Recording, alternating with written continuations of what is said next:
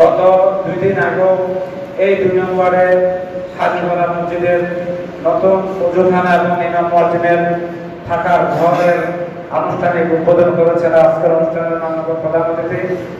সেদিন তার সচক্ষে তিনি দেখেছেন যে মসজিদের যে কলেবরে বৃদ্ধি করার দরকার, সেখানে মুসলিমরা এসে শুক্রবারে বিশেষ করে নামাজ আদায় করতে পারেন না, জায়গা সংকুলন না হওয়ার কারণে তিনি সাথে সাথে উন্নয়ন বোর্ডের নির্বাহী প্রকৌশলীকে নির্দেশ দিয়েছেন খুব স্বল্প সময়ের মধ্যে যাতে সেখানে নতুন একটি মসজিদের কাজ শুরু করা হয় এবং এলাকার মানুষ যাতে খুব সাবলীলভাবে সুন্দরভাবে নামাজ আদায় করতে পারে সেই ব্যবস্থা তিনি করার নির্দেশনা সাথে সাথে দিয়েছেন। এই ধরনের একজন নেতা পাওয়া খুবই দুষ্কর, এই ধরনের একজন অভিভাবক পাওয়া খুবই দুষ্কর। এটা আসলে আল্লাহর রহমত, মহান রব্বুল আলামিনের ইচ্ছার কারণে তার মতো একজন নেতা আমরা এখানে পেয়েছি, যার কারণে এই বান্দরবান উপজেলার আনাচে যেখানে মসজিদ দরকার সেখানে তিনি মসজিদ নির্মাণ করে দিয়েছেন।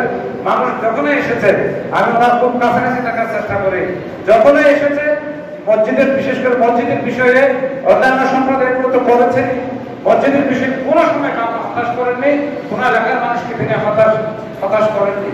সুতরাং আজকে আমি বলবো তার জন্য আমরা সকলে মিলে দোয়া করবো। তিনি এই বান্দরবান পার্বত্য জেলাকে তার যে স্বপ্নের বান্দরবানের রূপ দেওয়ার জন্য তিনি তার জীবন যৌবনের সবটুকু সময় তিনি এই বান্দরবানবাসীর জন্য ব্যয় করেছেন, এই এলাকার মাটির মানুষের জন্য ব্যয় করেছেন। আজকে এই মসজিদ প্রাঙ্গণে দাঁড়িয়ে আমার আরো কিছু কথা মনে পড়ে। আজ মসজিদ নির্মাণের আগে যখন মাননীয় প্রধানমন্ত্রী ঘোষণা দিলেন সারা বাংলাদেশে 560টি মসজিদ নির্মাণ করা হবে, তখন এই এলাকার কিছু মুরব্বী, সাবেক কাউন্সিলর, সাবেক কমিশনার যে সৈয়দ আহমদ, আমাদের যে 1 নম্বরের বর্তমান যে কাউন্সিলর আছেন তার পিতা তিনি এবং মরহুম এই মসজিদ পরিচালনা কমিটির সাধারণ সম্পাদক জনাব আব্দুল শুকুর, এরপরে সৈয়দ আহমদ তালুকদার, ওনারা কিছু মুরব্বী এলাকার মুরব্বী গিয়ে মাননীয় প্রধান অতিথির সাথে দেখা করলেন।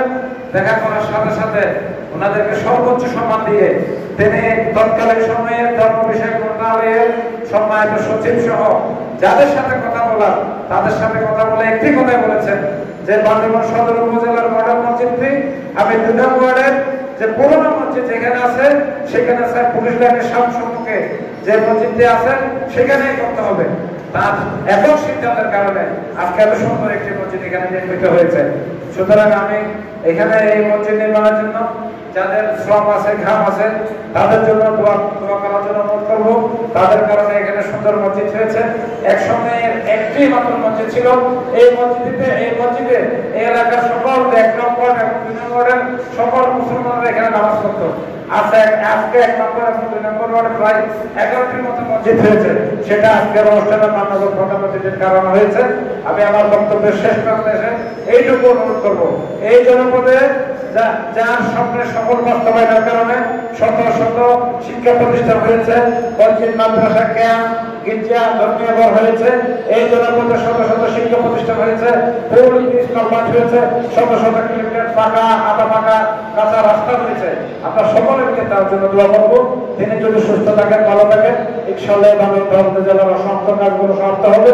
সেই প্রত্যাশা রেখে আমি আমার বক্তব্য শেষ করছি, সকলের কাছে দোয়া চেয়ে, এবং সর্বশেষ একটা অনুরোধ করবো, সেটা হচ্ছে এই শহর আপনার সকলের, এই শহরকে সর্বোচ্চ পরিচ্ছন্ন রাখবেন। আমরা পৌরসভার পক্ষ থেকে যে মাইকিং করেছি রাত 10টার পর থেকে 12টা পর্যন্ত পৌরসভার কর্মীরা পরিচ্ছন্ন রাখার চেষ্টা করতেছেন। আপনারা আমাদের যে ঘোষিত সময়ের মধ্যে মহিলাগুলো নির্দিষ্ট স্থানে ডাস্টবিন আছে অথবা নির্দিষ্ট স্থান আছে সেই স্থানে ফেলবেন। আমরা সর্বোচ্চ চেষ্টা করব এলাকাকে পরিচ্ছন্ন রাখার জন্য। এলাকা যদি পরিষ্কার থাকে, মশা মাছির উপদ্রব কম হবে।